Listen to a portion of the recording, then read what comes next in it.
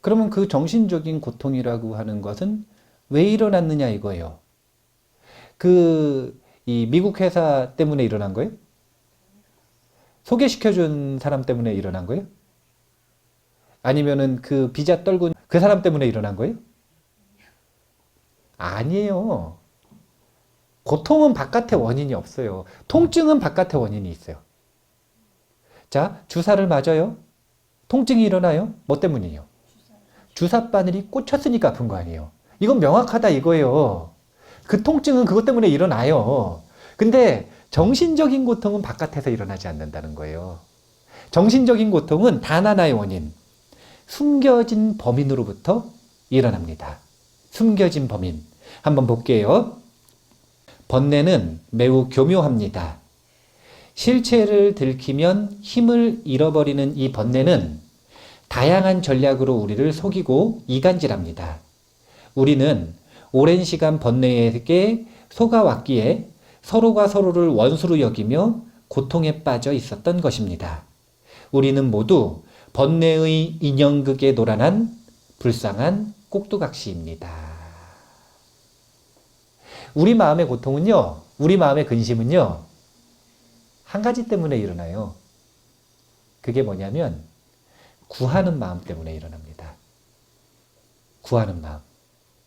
마음이 불안해지고 마음이 근심 걱정이 가득 차고 마음이 뭔가 평화롭지 못하고 불편하다. 그러면 자꾸 사람들은 남 탓을 한단 말이에요. 너 때문이라고. 세상 때문이라고. 지금 이 상황 때문이라고. 근데 그게 아니라 남이 내 마음대로 안 돼서 그런 거고 세상이 내 마음대로 안 돼서 그런 거고 상황이 내 마음대로 안 돼서 그러는 거예요. 뭐가 더 중요한 거냐면 내 마음대로 되고 싶은 구하는 게 있다는 게 중요한 거예요. 그 구하는 바가 없을 때는 아무렇지도 않아요. 자, 봐보세요.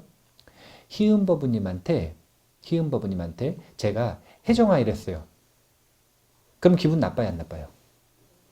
근데 동생이 혜정아 그랬어요.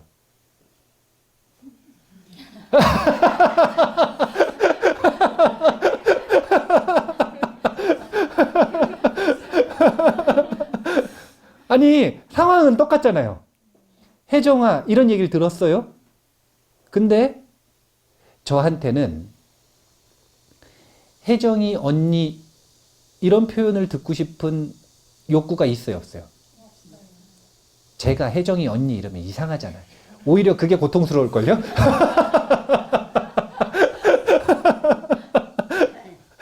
근데 동생한테는 언니 소리를 듣고 싶은 거예요. 언니 소리를 듣고 싶다라는 구하는 마음이 있는데 그게 안 되니까 고통스러운 거예요. 그게 안 되니까. 비자 떨어진 것도 예를 들어가지고 그냥 단순히 여행 가려고 그러다가 떨어졌어요? 그러면 우울증이 올까요, 안 올까요? 에이, 치사해가지고 딴 데 간다 그러고 캐나다 가버리지. 그런데 구하는 바가 강하니까 한 반년을 씨름했잖아요. 반년을. 예, 한 반년 동안. 예. 고통스러워가지고. 아이고. 이 번뇌라는 놈은 되게 교묘해요. 우리는 번뇌가 뒤에서 우리를 조종하는 인형극 꼭두각시와 같아요. 자, 누군가가 누구를 때렸어요. 그럼 맞은 사람 화가 나요, 안 나요? 근데 때린 사람이 괜히 때렸을까요? 화가 나서 때렸겠죠? 둘 다 누구에게 지배당하고 있는 거냐면 분노에게 지배당하고 있는 거예요, 지금. 그 뒤에는 번뇌라고 하는 조종관이 있어요. 근데 아주 교묘하게 숨기기 위해서 끊임없이 우리에게 뭐라고 얘기했던 거냐면 저놈 탓이다. 이 상황 탓이다. 지금 이런 조건에서만 벗어나면 나는 괜찮아질 것이다. 하지만 숨겨진 범인을 찾지 못하는 한 나의 삶은 영원히 번뇌의 꼭두각시에서 벗어날 수가 없다. 그래서 고통이 나를 찾아온다. 통증 말고요. 고통이 나를 찾아온다.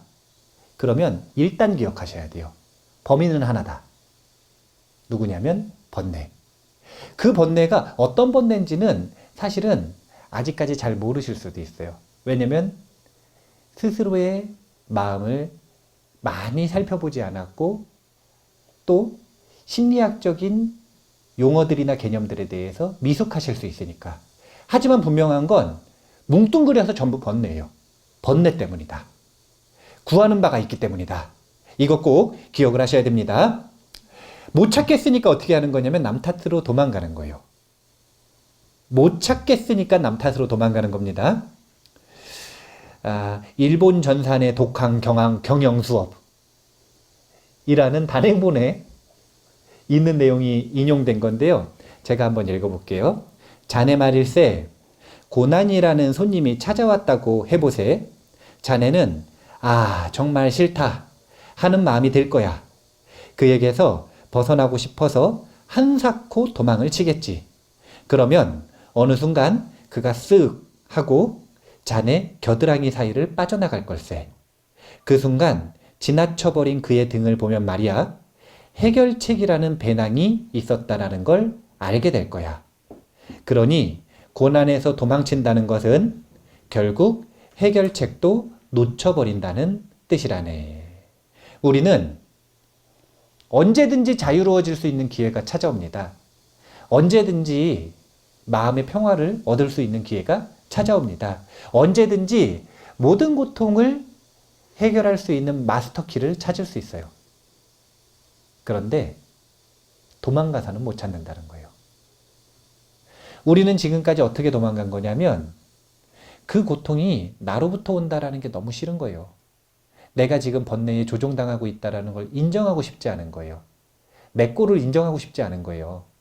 내가 이런 사람이라는 걸 인정하고 싶지 않은 거예요. 그러면 어떻게 했냐면 계속 남 탓한 거예요. 심리학 용어로 이걸 투사라 그러는데 남한테 뒤집어 씌우는 겁니다. 근데 그렇게 해가지고는 결코 해결책을 찾을 수 없어요. 점점 무지해집니다. 남 때문이라고 하는 마음이 점점 강해지는 거거든요. 그러면 진실은 결코 볼 수 없어요. 진실은 결코 볼 수 없습니다. 남 탓으로 도망가면 안 돼요. 모든 고통은 그 유형에 상관없이 단 하나의 원인이 있다는 거예요. 그게 뭐냐면 번뇌.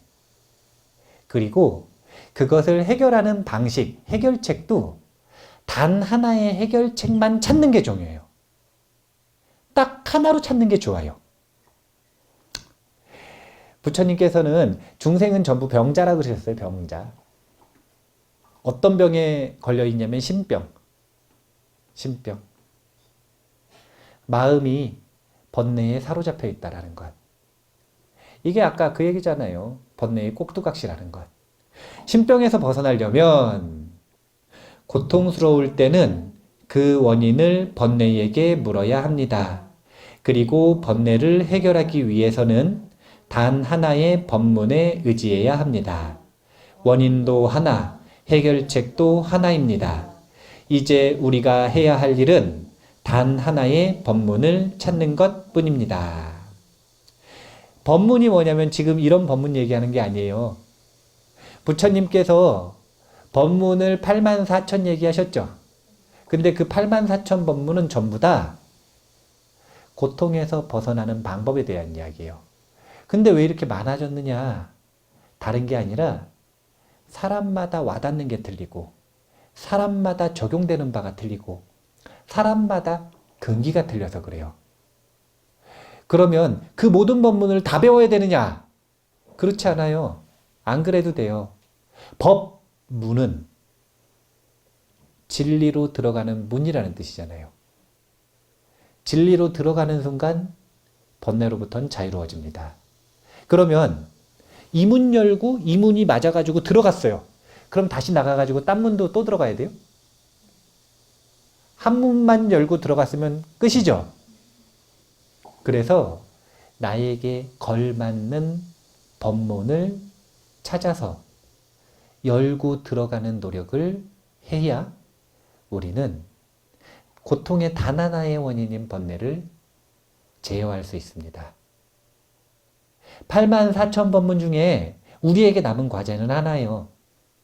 나에게 맞는 법문이 무엇인가? 하나를 찾는 순간 어떻게 되는 거냐면 걱정스러우면 뭐 하면 돼요? 아니요. 찾은 그거 하면 돼요. 걱정을 어떻게 하네요? 아니, 걱정을 안 하고 싶어서 걱정을 안 할 수 있으면 내가 걱정할 이유가 없죠.